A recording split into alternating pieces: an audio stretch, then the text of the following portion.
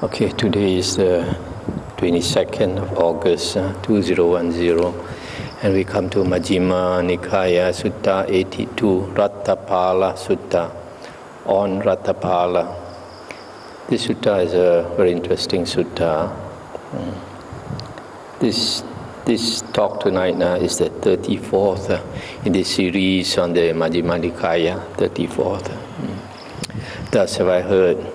On one occasion, the Blessed One was wandering in the Kuru country with a large sangha of monks, and eventually he arrived at a Kuru town named Thula Kotita. The Brahmin householders of Thula Kotita heard the recluse Gotama, the son of the Sakyans, who went forth from a Sakyan clan, has been wandering in the Kuru country with a large sangha of monks and has come to Thula Kotita. Now, a good report of Master Gotama has been spread to this effect: that Blessed One is Arahant, Sammasambuddha, perfect in true knowledge and conduct, sublime, knower of worlds, incomparable leader of persons to be tamed, teacher of gods and humans, enlightened, blessed. He declares this world with its gods, its maras and its brahmas, this generation with its recluses and Brahmins, its princes and its people, which he has himself realized with direct knowledge. He teaches the Dhamma, good in the beginning, good in the middle, and good in the end, with the right meaning and phrasing, and he reveals a holy life that is utterly perfect and pure. Now, it is good to see such arahants.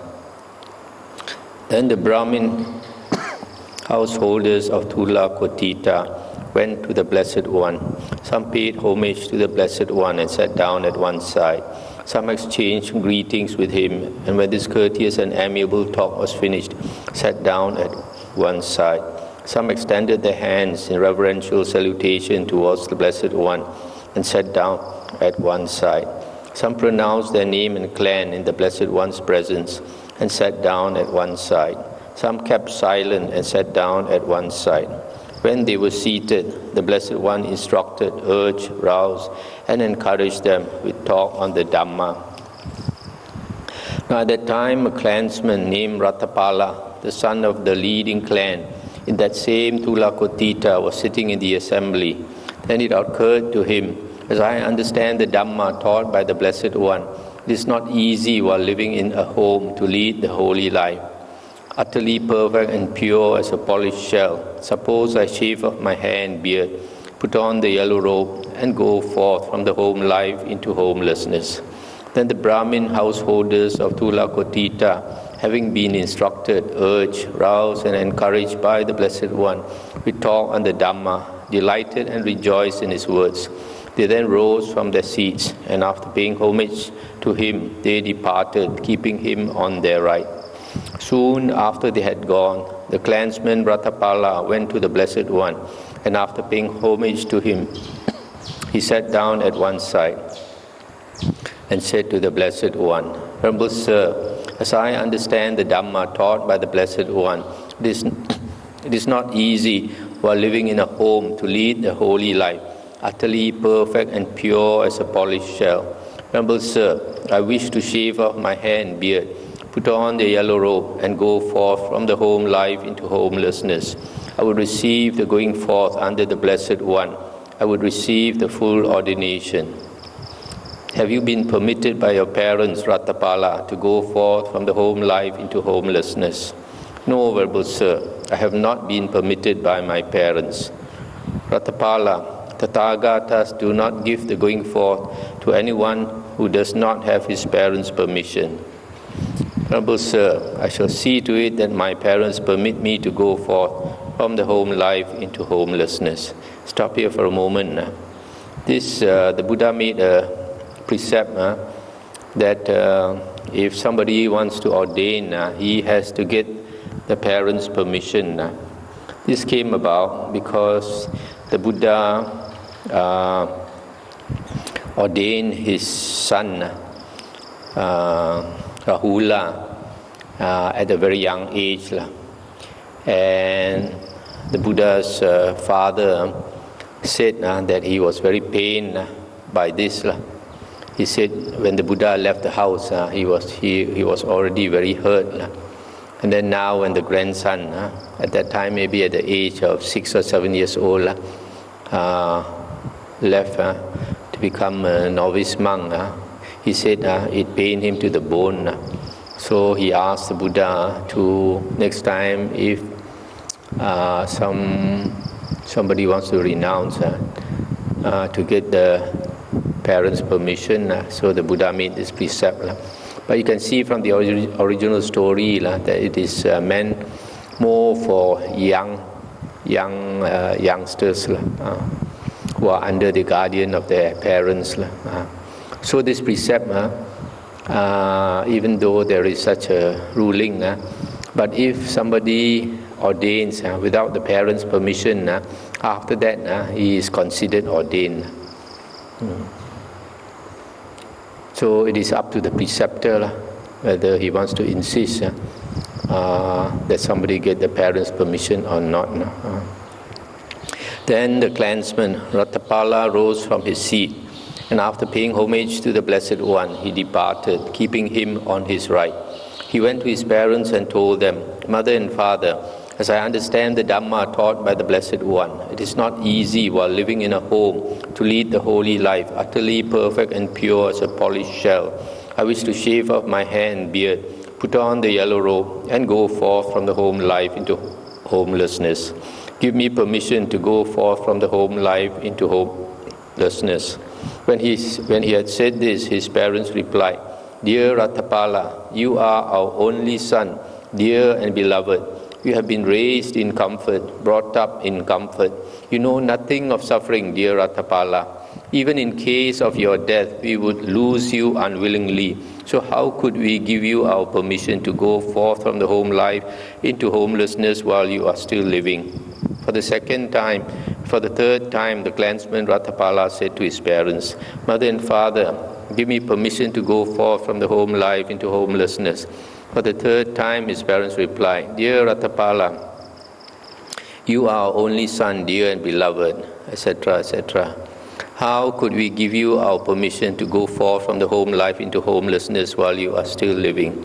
Then, not receiving his parents' permission to go forth, the clansman Ratthapala lay down there on the bare floor, saying, "Right here I shall either die or receive the going forth." Then the clansman Ratthapala's parents said to him, "Dear Ratthapala, you are our only son, dear and beloved. You have been raised in comfort, brought up in comfort. You know nothing of suffering, dear Ratthapala. Get up, dear Ratthapala. Eat, drink, and amuse yourself. While eating, drinking, and amusing yourself, you can be happy, enjoying sensual pleasures, and making merit. We do not permit you to go forth from the home life into homelessness. Even in the case of your death, we would lose you unwillingly. So how could we give you our permission to go forth from the home life into homelessness while you are still living?" When this was said, the clansman Ratthapala was silent. For the second time, for the third time, his parents said the same thing to him. "Dear Ratthapala, you are our only son, dear and beloved, etc. How could we give you our permission to go forth from the home life into homelessness while you are still living?" For the third time, the clansman Ratthapala was silent. Stop here for a moment. So, this Ratthapala was very determined to get the parents' permission because the Buddha said he has to get the parents' permission. So he lay down there, refused to get up, refused to eat or drink. So he was fasting. So his parents pleaded with him, kept quiet. Then the clansman Ratthapala's parents went to his friends and said to them, "Dears, the clansman Ratthapala has laid down on the bare floor, having said, 'Right here I shall either die or receive the going forth.' Come, dears, go to the clansman Ratthapala and say to him, 'Friend Ratthapala, you are your parents' only son, dear and beloved, etc. Get up, friend Ratthapala, eat, drink, and amuse yourself. How could your parents give you their permission to go forth from the home life into homelessness while you are still living?' Then the clansman Ratthapala's friends went to him and said, 'Friend Ratthapala, you are your parents' only son, dear and beloved. You have been raised in comfort, brought up in comfort. You know nothing of suffering. Dear Ratthapala, get up, friend Ratthapala. Eat, drink, and amuse yourself. While eating, drinking, and amusing yourself, you can be happy, enjoying sensual pleasures, and making merry. Your parents do not permit you to go forth from the home life into homelessness. Even in case of your death, they would lose you unwillingly. So how could they give you their permission to go forth from the home life into homelessness while you are still living? When this was said, the clansman Ratthapala was silent. For the second time and for the third time, his friend said to him, "Friend Ratthapala, you are your parents' only son, etc. How could they give you their permission to go forth from the home life into homelessness while you are still living?" For the third time, the clansman Ratthapala was silent.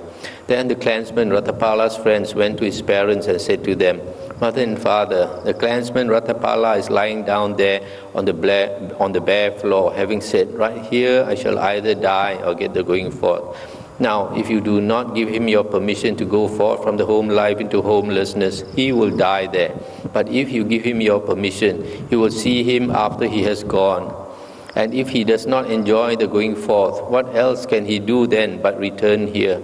So give him your permission to go forth from the home life into homelessness." Then, dears, we give the clansman Ratthapala permission to go forth from the home life into homelessness, but when he has gone forth, he must visit his parents.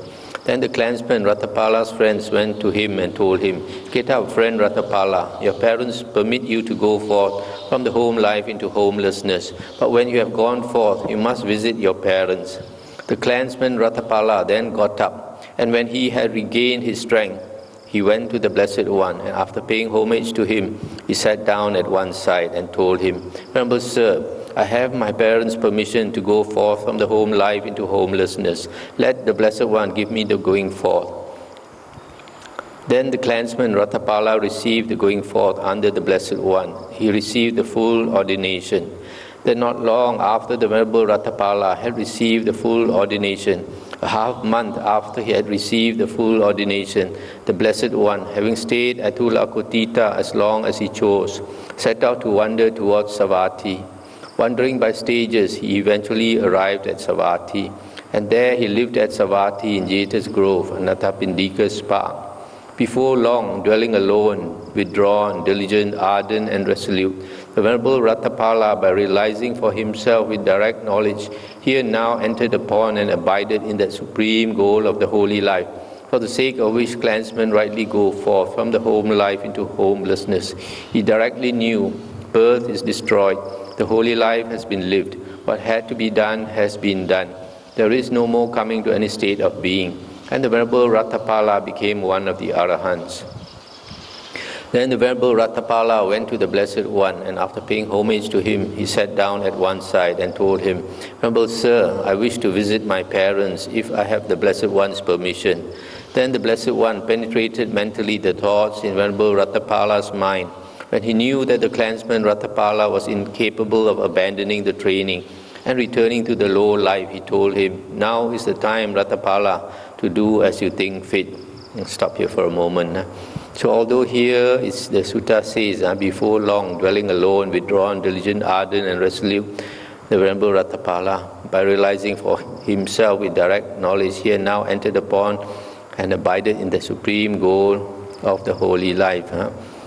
Actually, it must have been a few years before he became enlightened.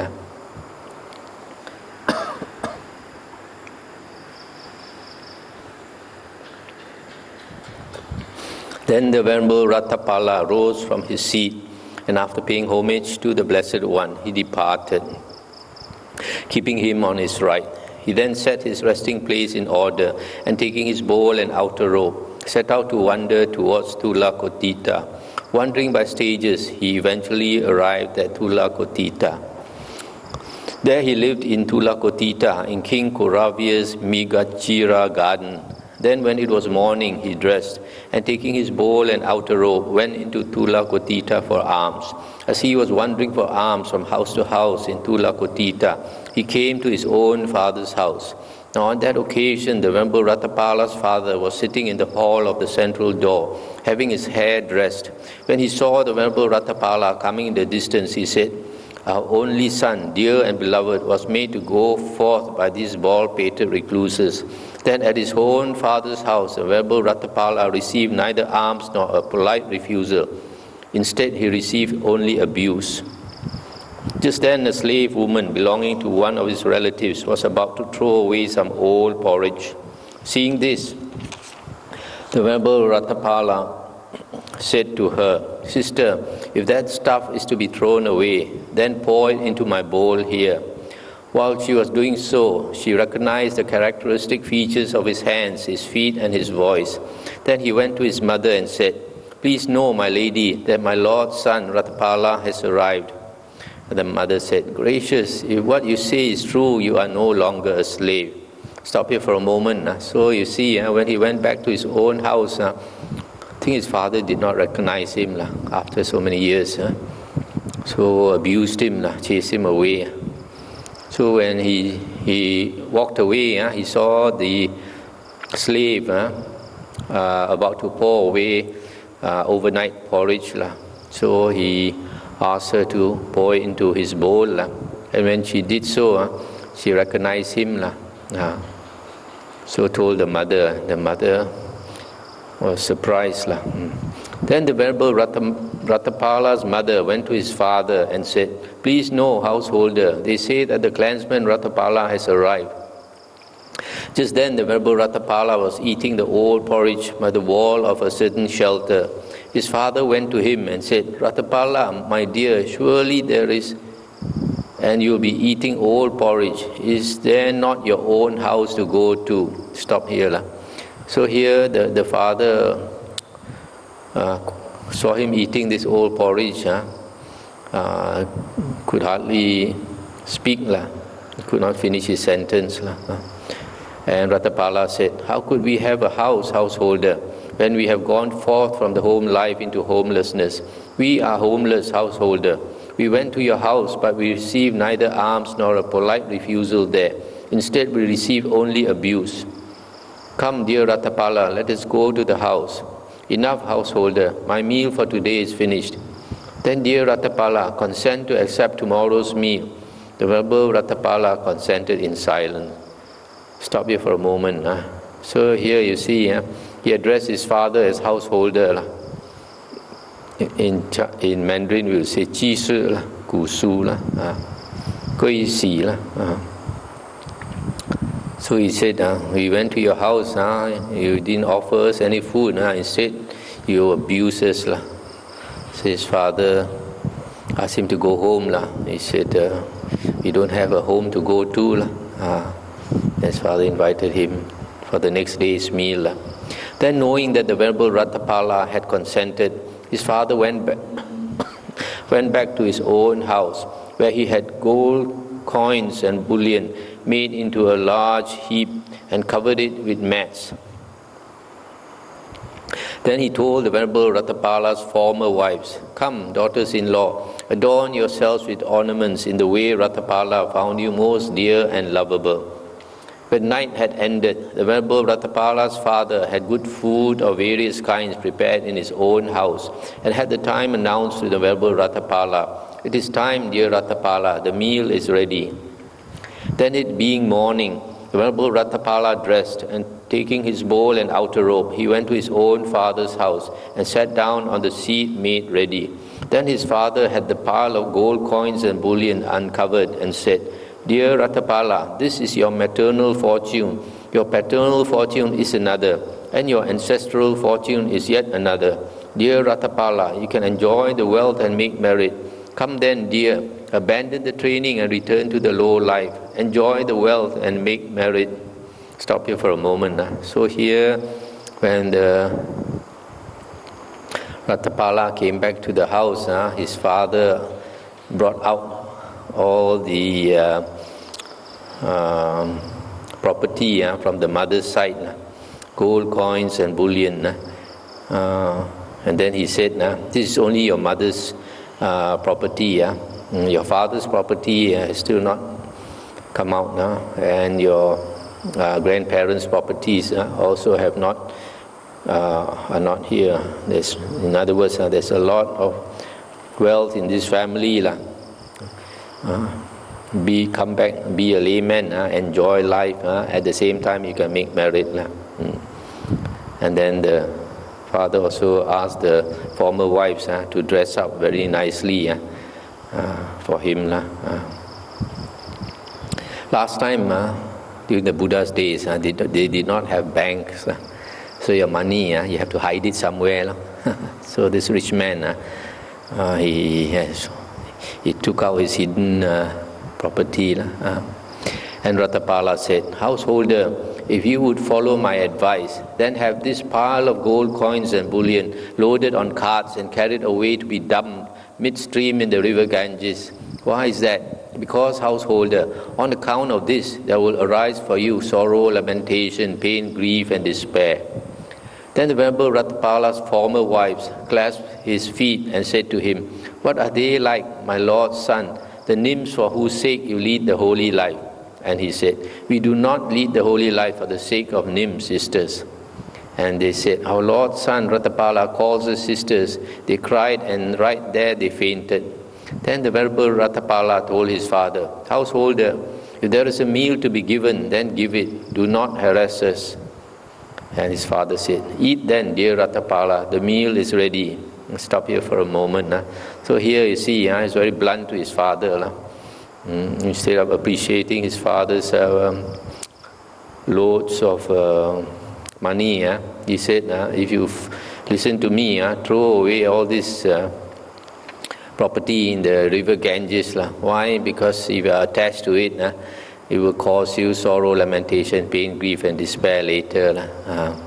So his former wives clasped his feet and asked him, "What are they like, the nymphs, the heavenly nymphs for whose sake you lead the holy life?" These Indians have a belief that if a person becomes a monk, it is very likely that that person will be reborn in heaven. So his former wives thought this is for the sake of being reborn in heaven and having a lot of celestial nymphs as his wives that he renounced. But he said that's not the aim of leading the holy life. He called them sisters and they fainted. Then he told his father, "Don't harass us. If you want to give us a meal, just give us a meal." And his father asked him to eat. Then with his own hands, the Venerable Ratthapala's father served and satisfied him with the various kinds of good food. When the Venerable Ratthapala had eaten and had withdrawn his hand from the bowl, he stood up and uttered these stanzas. "Behold, a puppet here pranked out, a body built up out of sores, sick, an object for concern, where no stability abides. Behold a figure here pranked out, with jewelry and earrings too, a skeleton wrapped up in skin, made attractive by its clothes, its feet adorned with henna dye, and powder smeared upon its face. It may beguile a fool, but not a seeker of the further shore. Its hair is dressed in eightfold plaits, and unguent smeared upon its eyes. It may beguile a fool, but not a seeker of the further shore. A filthy body well adorned, like a new painted unguent pot. It may beguile a fool, but not a seeker of the further shore. The deer hunter set out the snare, but the deer did not spring the trap. We ate the bait and now depart, leaving the hunters to lament." Stop here for a moment. So you see, he's very blunt with his parents and former wives. He's saying his former wives just look just like a puppet, all dressed up in jewelry and earrings and attractive clothes, feet adorned with henna dye and powder smeared upon his face. He may fool an ordinary man, but not a seeker of the further shore, cultivator. It's a filthy body, well adorned, just like a deer hunter want to trap the deer, but he said he's eaten and he left. He's leaving the hunters to lament. So he's extremely blunt to his parents. After the Venerable Ratthapala had stood up and uttered these stanzas, he went to King Koravia's Megachira garden and sat down at the root of a tree for the day's abiding. Then King Kuravya addressed his gamekeeper thus, "Good gamekeeper, tidy up the Migachira garden so that we may go to the pleasure garden to see a pleasing spot." "Yes, sire," he replied. Now while he was tidying up the Migachira garden, the gamekeeper saw the Venerable Ratthapala seated at the root of a tree for the day's abiding.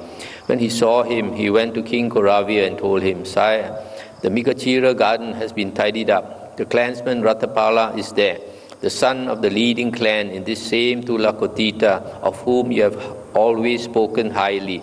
He is seated at the root of a tree for the day's abiding." And the king said, "Then, good Migava, enough of the pleasure garden for today. Now we shall go to pay respects to that master Ratthapala." Then saying, "Give away all the food that has been prepared there." King Kuravya had a number of state carriages prepared, and mounting one of them, accompanied by the other carriages, he drove out from Tulakotita with the full pomp of royalty to see the Venerable Ratthapala.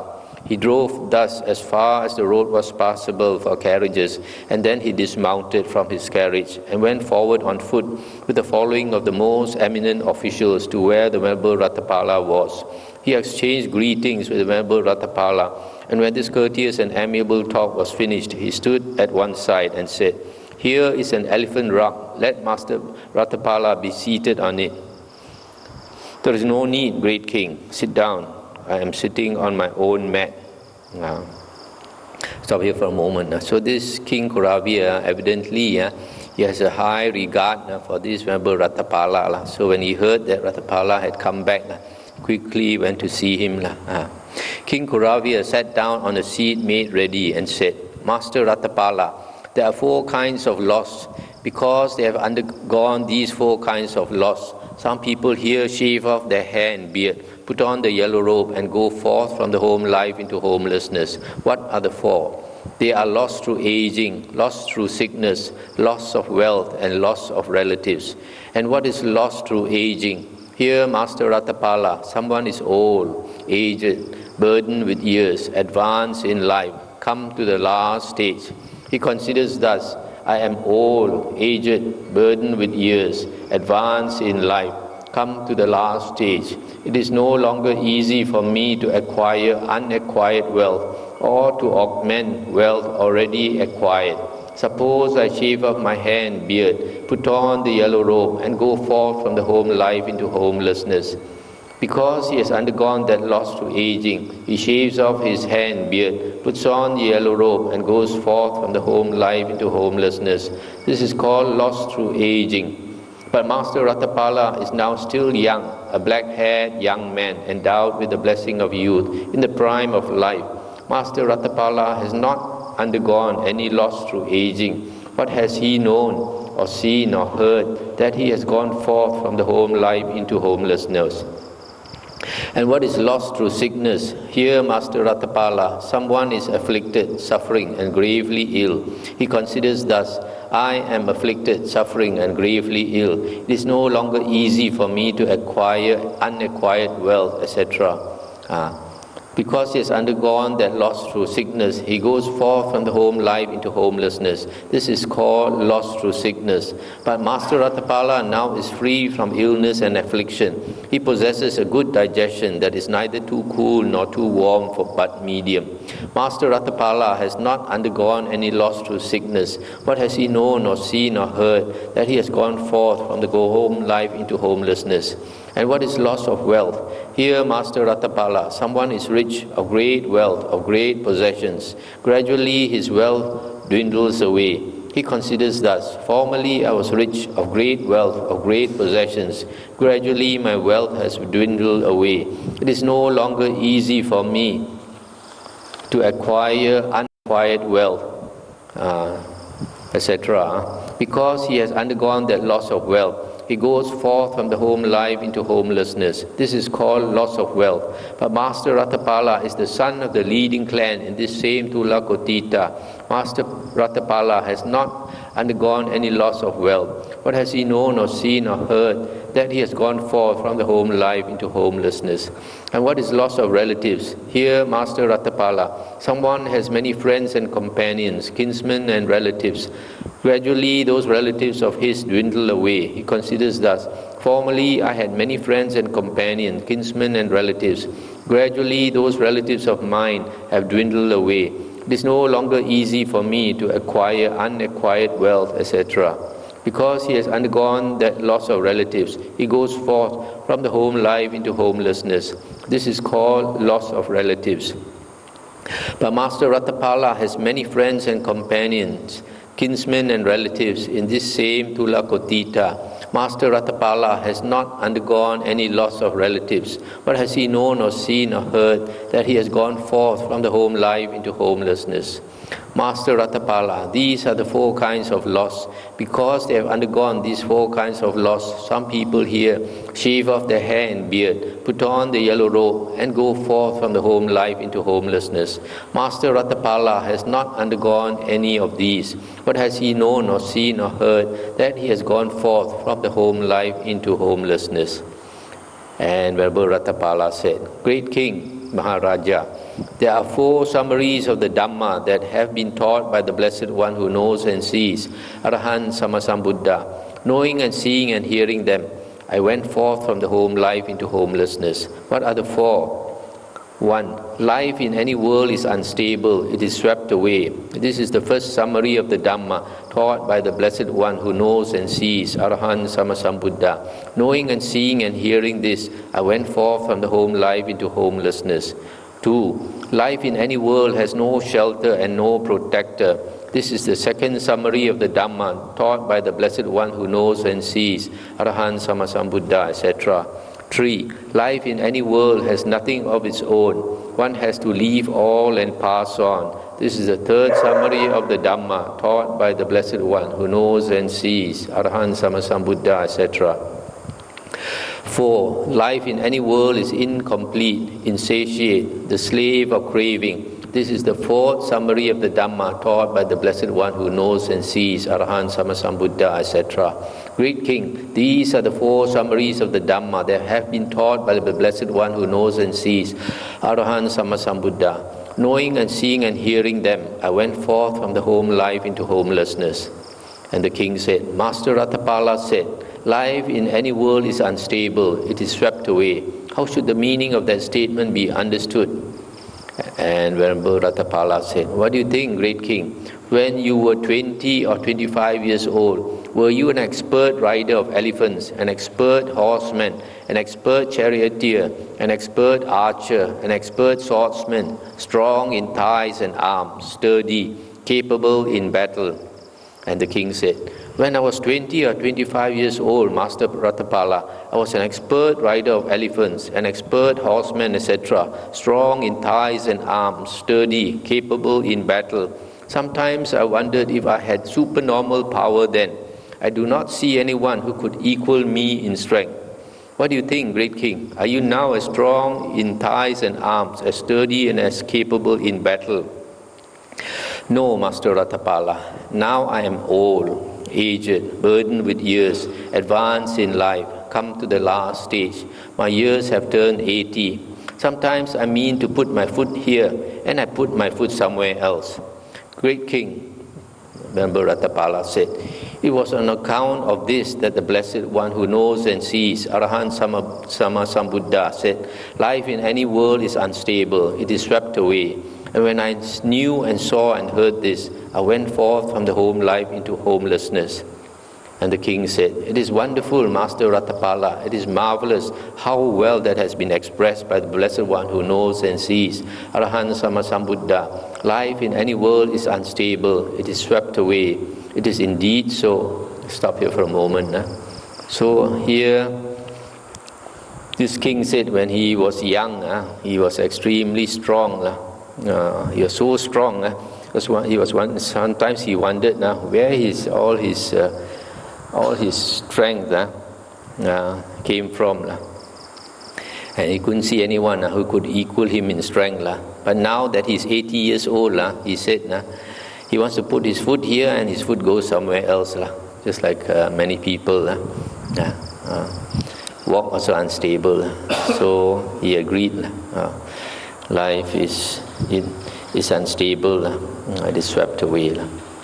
Master Ratthapala, there exists in this court elephant troops and cavalry, and chariot troops and infantry, which will serve to subdue any threats to us.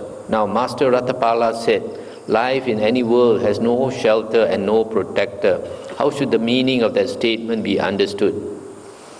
What do you think, great king? Do you have any chronic ailment? I have a chronic wind ailment, Master Ratthapala. Sometimes my friends and companions, kinsmen and relatives stand around me thinking, now King Koravya is about to die. Now King Koravya is about to die. What do you think, great king? Can you command your friends and relatives, your friends and companions, your kinsmen and relatives? Come, my good friends and companions, my kinsmen and relatives, all of you present, share this painful feeling so that I may feel less pain. Or do you have to feel that pain yourself alone? I cannot command my friends and companions, my kinsmen and relatives thus, Master Ratthapala. I have to feel that pain alone. Great king, it was on account of this that the Blessed One who knows and sees, Arahant Sammasambuddha, said, life in any world has no shelter and no protector. And when I knew and saw and heard this, I went forth from the home life into homelessness. It is wonderful, Master Ratthapala. It is marvelous how well that has been expressed by the Blessed One who knows and sees, Arahant Sammasambuddha. Life in any world has no shelter and no protector. It is indeed so. Let's stop here for a moment.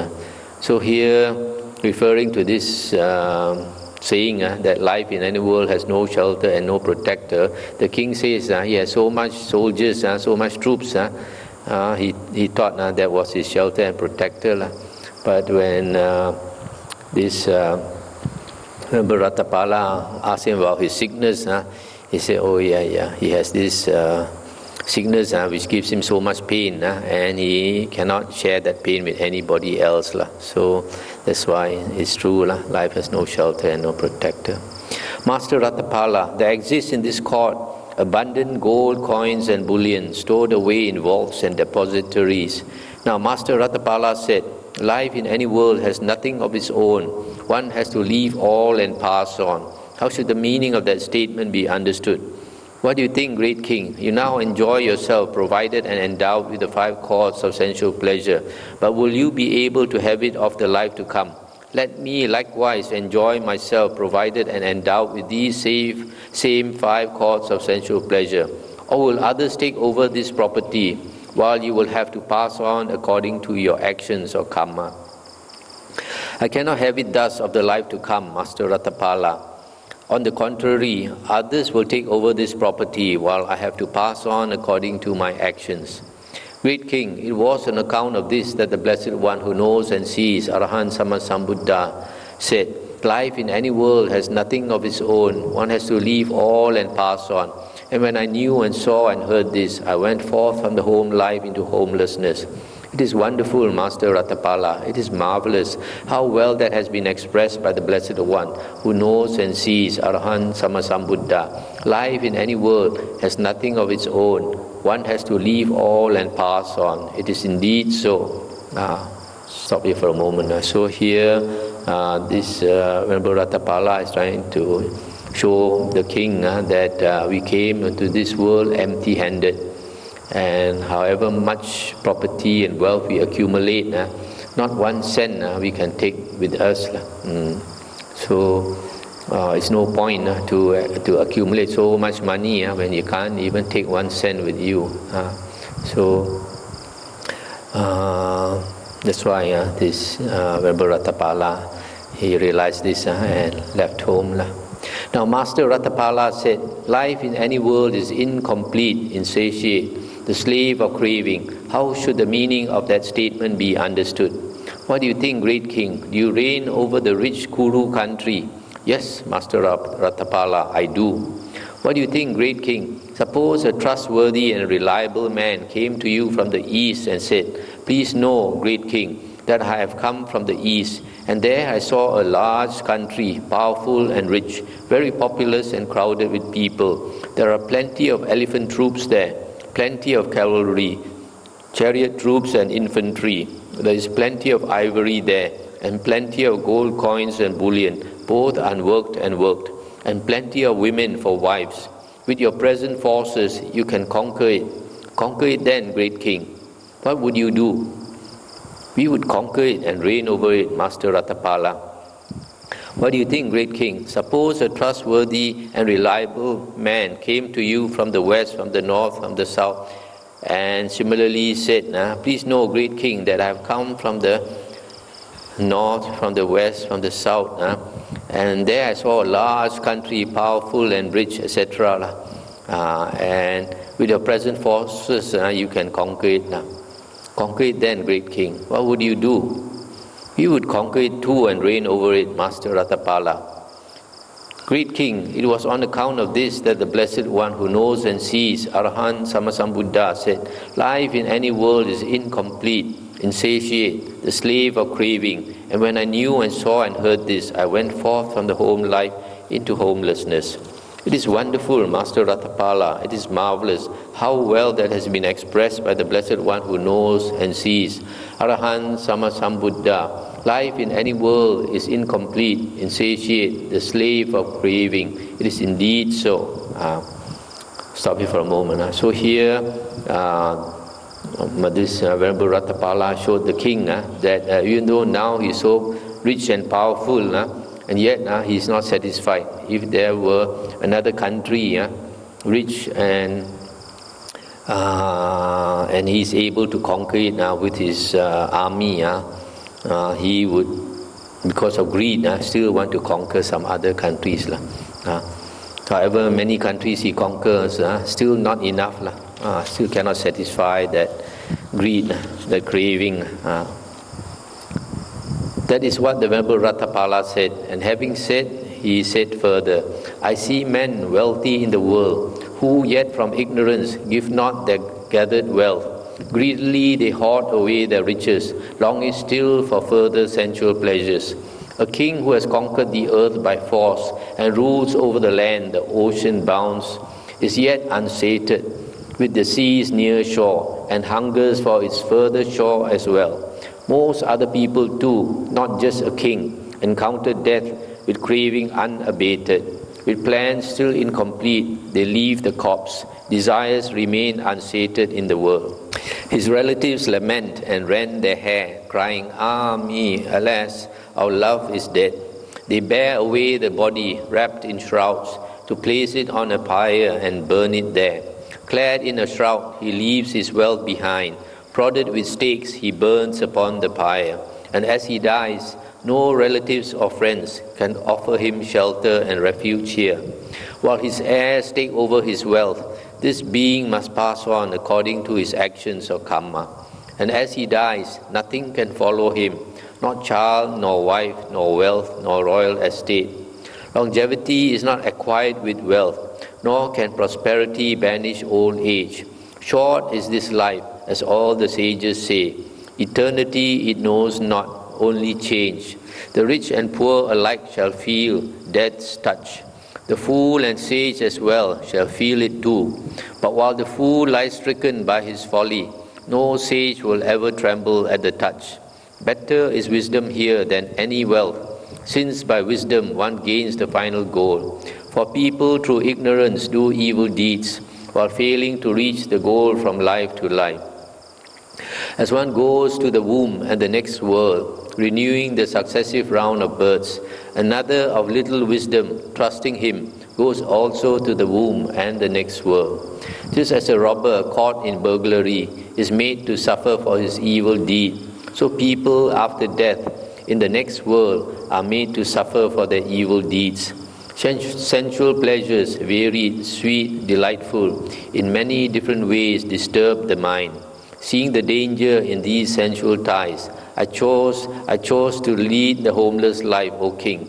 As fruits fall from the tree, so people too, both young and old, fall when this body breaks. Seeing this too, O king, I have gone forth. better is the recluse's life, assured. That's the end of the sutta. So here, when somebody like this, Ratthapala, he learns the Dhamma and understands the Dhamma, then he sees no point in living an ordinary life. When we lead an ordinary life, because of the self, which we have not eliminated, we become selfish. So we strive very hard for our own end, for our own ends. So in the process of striving to benefit yourself, you create a lot of unwholesome karma. So at the end, after you acquire a lot of wealth, a big family, big house, big car, everything, when it's time for you to go, a lot of people start to think, what is life all about? All that they wanted for, they strove for, they have attained. At the end of life, they have to leave everything behind. So what's the point of making all that striving? So if somebody understands the Dhamma, then he's willing to let go.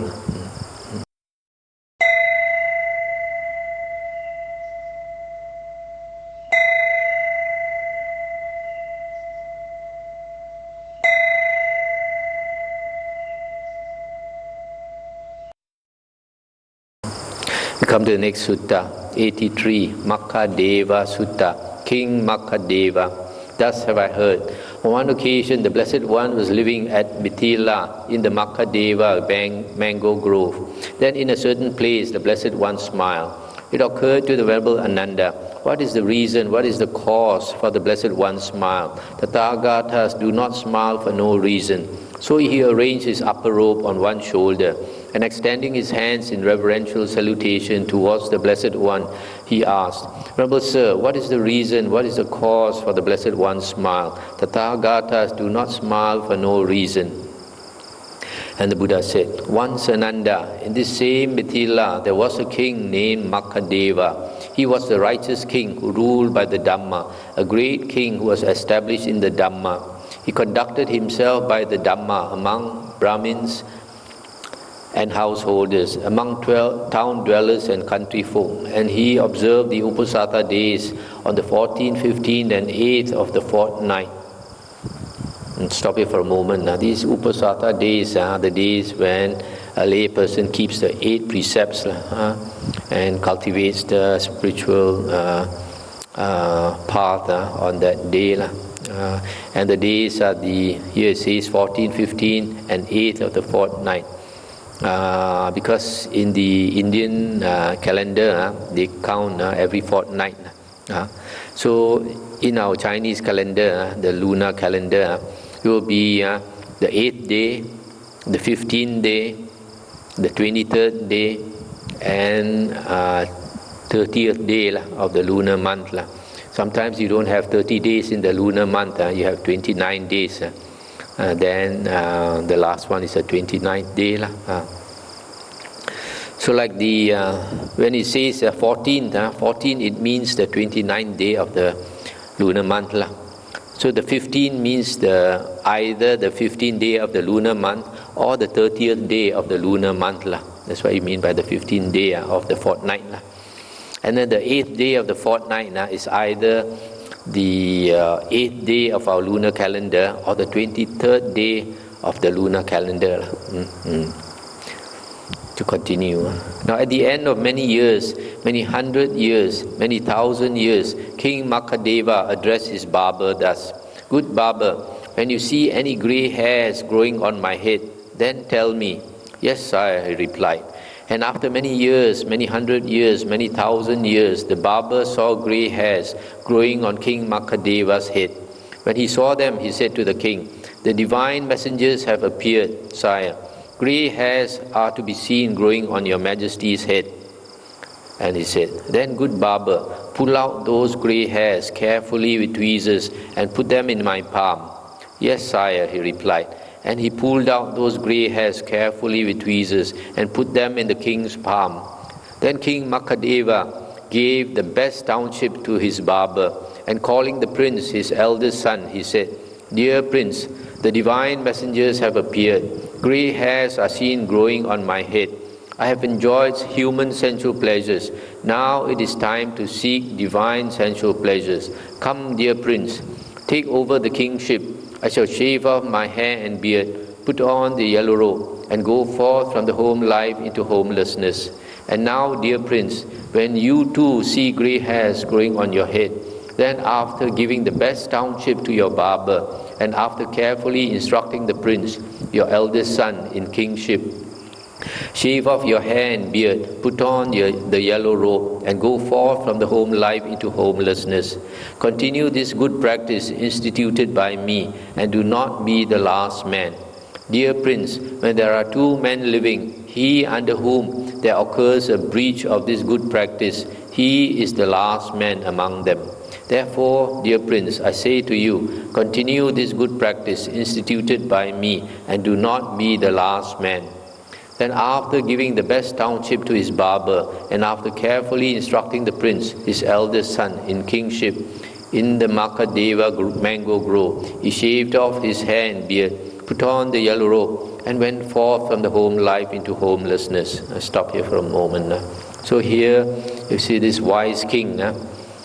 He, when grey hairs appeared on his head, he thought his time is limited. So the best thing to do is to cultivate the holy life so that he can be reborn in a good place and enjoy life again. But a lot of people don't have this wisdom. They continue struggling and never think that death will come sooner than they realize. And they work until they die. They cannot let go. So only a person who knows the Dhamma, understands the Dhamma, can see impermanence, will have the wisdom to let go when he still has the energy to practice in his old age. Some people, they want to continue until the very last moment. When they really want to practice, they don't have that energy, that vigor to really practice anymore. So he's asking his son to be like him, and for the other generations to continue this practice. Whenever old age comes and you see grey hairs, just drop everything and practice the holy life. He abided, pervading 1/4 with a mind imbued with loving kindness. Likewise the second, likewise the third, likewise the fourth. So above, below, around, and everywhere, and as to all as to himself, he abided, pervading the all-encompassing world with a mind imbued with loving kindness, abundant, exalted, immeasurable, without hostility and without ill will.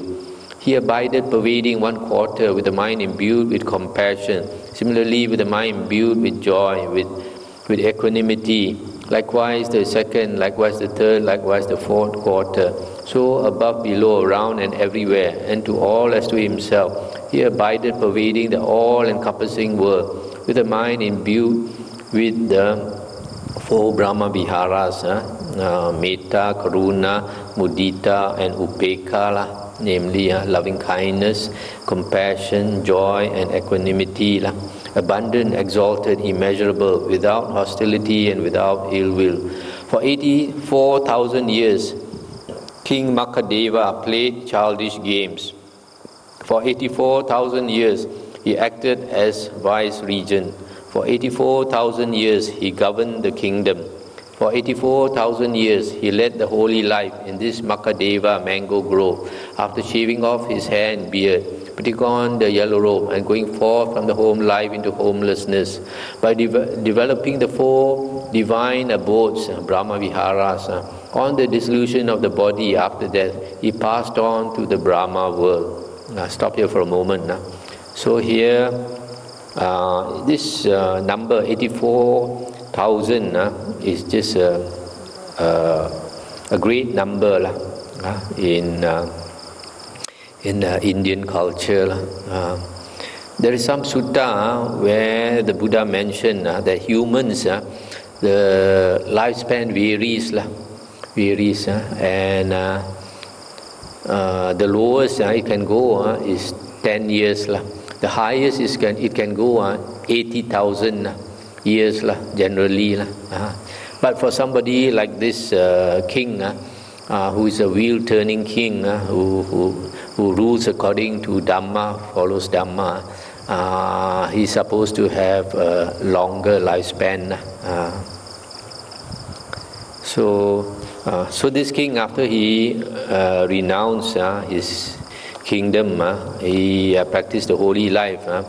Is this Indian tradition? They like to practice these four things: metta, karuna, mudita, and upekkha. These four divine abidings, and they meditate to attain these states, attain the jhana, so that they can radiate these four qualities.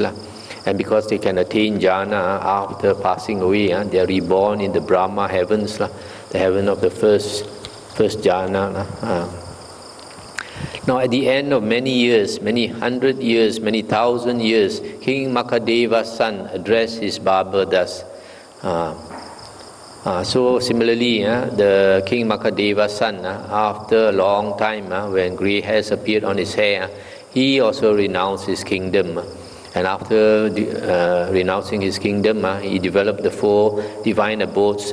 And on the dissolution of the body after death, he passed on to the Brahma world.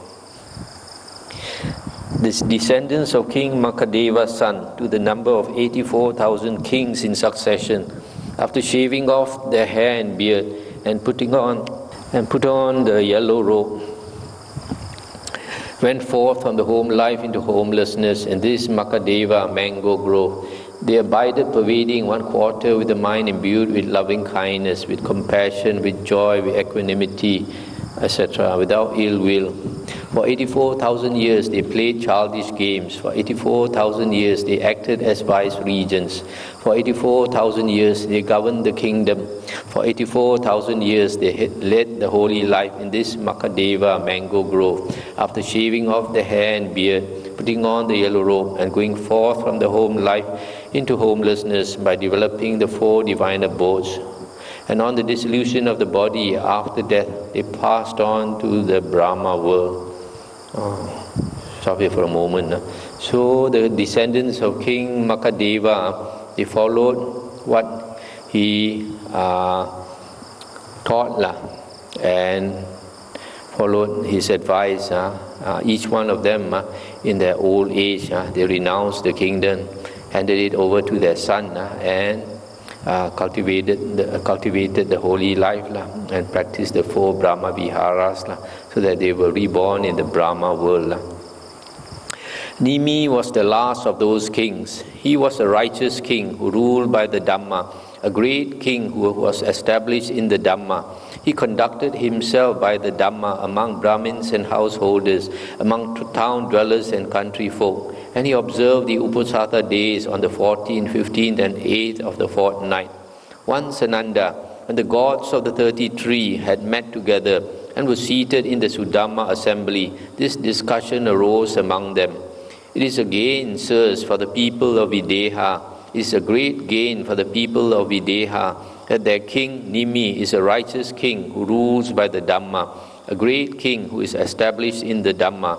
He conducts himself by the Dhamma among Brahmins and householders, among town dwellers and country folk, and he observes the Uposatha days on the 14th, 15th and 8th of the fortnight. Then Sakka Devaraja addressed the gods of the 33. Good sirs, do you want to see King Nimi? And they said, good sir, we want to see King Nimi.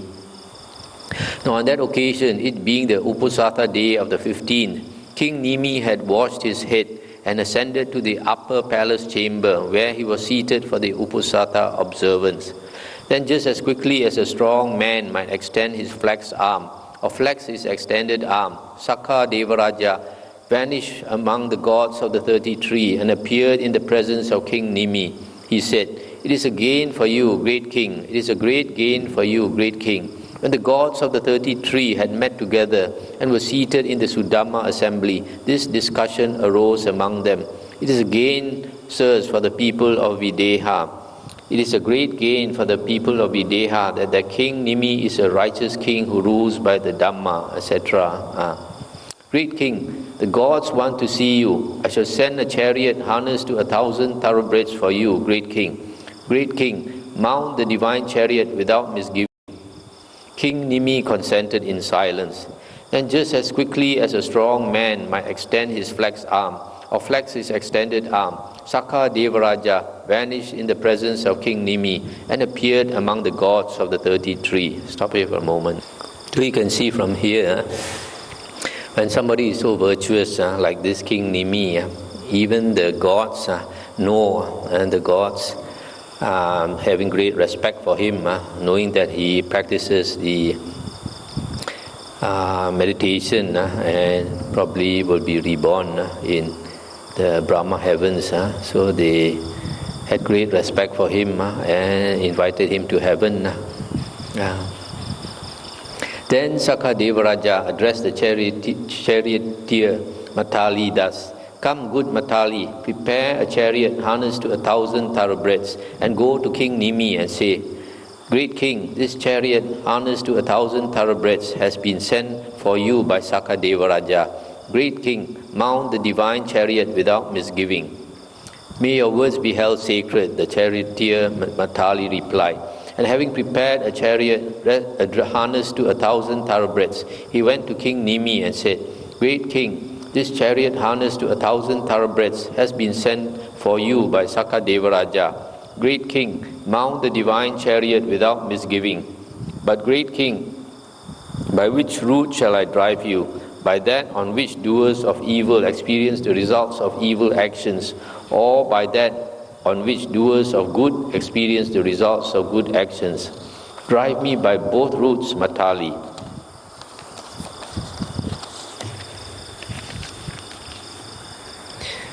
Stop here for a moment. So here seems like this Deva Matali asked this King Nimi, do you want to go to the heaven of the 33 by the way of hell's way or some other heaven's way? Then he said, drive him by both.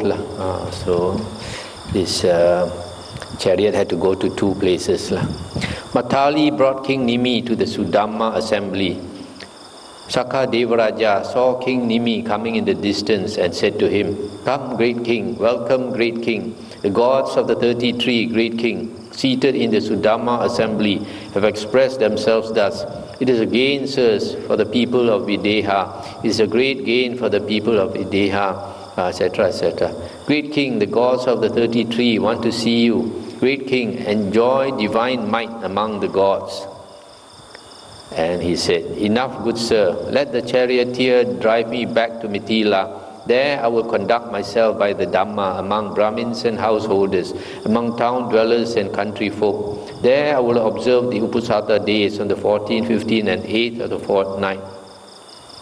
Then Sakha Devaraja told the charioteer Matali, Come, good Matali, prepare the chariot harnessed to 1,000 thoroughbreds and drive King Nimi back to Mithila. May your word be held sacred, the charioteer Matali replied. And having prepared the chariot harnessed to 1,000 thoroughbreds, he drove King Nimi back to Mithila. And there indeed King Nimi conducted himself by the Dhamma among Brahmins and householders, among town dwellers and country folk. And there observed the Uposatha days on the 14th, 15th and 8th of the fortnight. Then at the end of many years, many hundreds of years, many thousands of years, King Nimi addressed his barber thus. So similarly, he told his barber, if grey hairs appeared on my hair, he tell me. Then after that, he renounced his kingdom and developed the 4 divine abodes. On the dissolution of the body after death, he passed on to the Brahma world. Stop here for a moment. So here you see, when he went up to heaven, Sakha Devaraja invited him to stay in heaven, no need to go back to earth. And he said no, he wants to go back to earth. So I had to drive him back. There are some people like that, they are so virtuous, probably they can be invited up to heaven. Now King Nimi had a son named Kalara Janaka. He did not go forth from the home life into homelessness. He broke that good practice. He was the last man among them. Now Ananda, it may be that you think thus. Certainly someone else was King Makhadeva on that occasion, but it should not be regarded thus. I was King Makhadeva on that occasion. I instituted that good practice, and later generations continued that good practice instituted by me. But that kind of good practice does not lead to disenchantment, to dispassion, to cessation, to peace, to direct knowledge, to enlightenment, to nibbana, but only to reappearance in the Brahma world. But there is this kind of good practice that has been instituted by me now, which leads to complete disenchantment, to dispassion, to cessation, to peace, to direct knowledge, to enlightenment, to nibbana. And what is that good practice? It is this noble eightfold path. That is, right view, right thoughts, right speech, right actions, right livelihood, right effort, right recollection, and right concentration. This is the good practice instituted by me now, which leads to complete disenchantment, to dispassion, to cessation, to peace, to direct knowledge, to enlightenment, to nibbana. Ananda, I say to you, continue this good practice instituted by me and do not be the last man. Ananda, when there are two men living, he under whom there occurs a breach of this good practice, he is the last man among them. Therefore, Ananda, I say to you, continue this good practice instituted by me and do not be the last man. That is what the Blessed One said. The Venerable Ananda was satisfied and delighted in the Blessed One's words. So, it's the end of the sutta. So here the Buddha said, last time he was that King Makhadeva who taught his descendants to practice like him, to renounce the kingship when grey hairs appear and practice the holy life so that they can be reborn in the Brahma heavens. But the Buddha said that type of practice only leads to rebirth in the Brahma world. But now the Buddha says he is teaching a new practice, that is the Noble Eightfold Path. And the Buddha says, now that we have learned the Noble Eightfold Path, we are like his son, Sakyaputta, sons of the Sakyan. And it is our duty to carry on this practice of the Noble Eightfold Path. And the Buddha said, don't be the last man. That means don't be the person who stops practicing the Noble Eightfold Path. If you stop practicing the Noble Eightfold Path, then after that it will be completely lost. I will be lost for a long time until the next Buddha appears. So the Buddha says, don't be the last man. Now that you know this good practice that the Buddha has started, so we should continue this good practice of the Noble Eightfold Path. And hope later generations will continue to study the suttas taught by the Buddha and practice the Noble Eightfold Path in the same way that the Buddha and his disciples practice according to the suttas. So we stop here.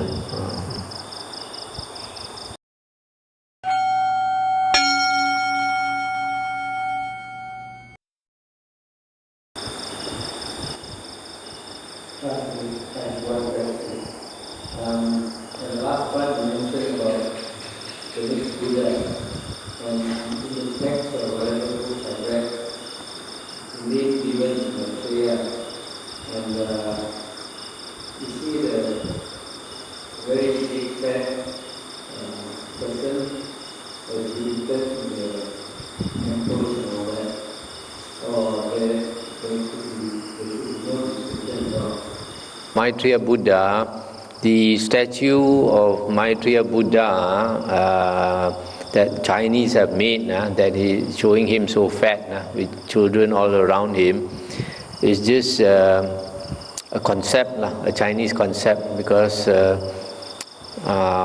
Chinese think that fat person is Hock Siong, has a lot of luck, and they think that the Buddhas are having a lot of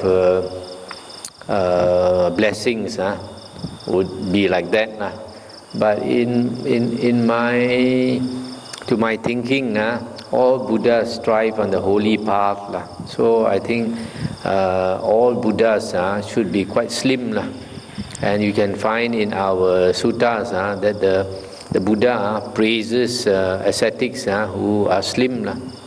That's why, like the Buddha, he practices 1 meal a day, our Sakyamuni Buddha, and encourage his disciples to practice 1 meal a day.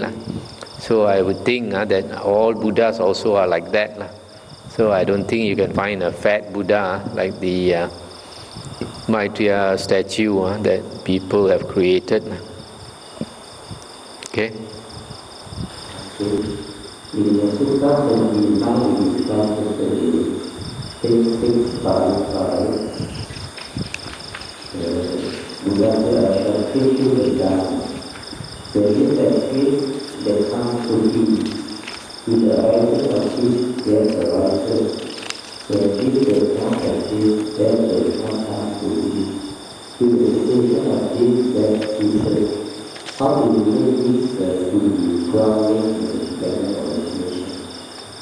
This formula, when this exists, that comes to be. With the rising of this, that arises. When this does not exist, that does not come to be.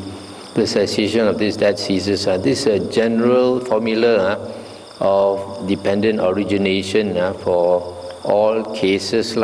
So in the case of the 12 links of dependent origination,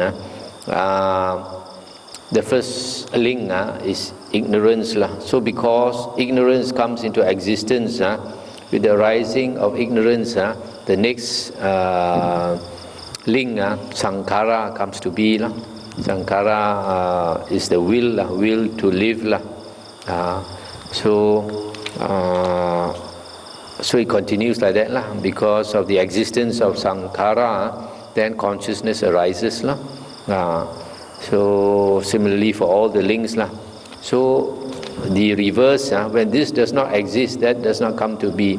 So similarly, when ignorance is banished, because somebody learns the Dhamma and practices meditation so that he can see the Four Noble Truths clearly, then ignorance does not exist. So when ignorance does not exist, then sankhara, the will to live, does not come to be. With the cessation of ignorance, sankhara ceases. So similarly for the other links. Okay?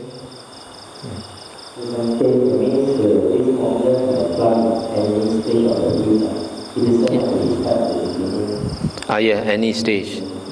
Any stage. And not only for the 12 links of dependent origination, it's for everything in this world. Everything in the world arises through conditions and ceases through conditions. Okay, shall we end now?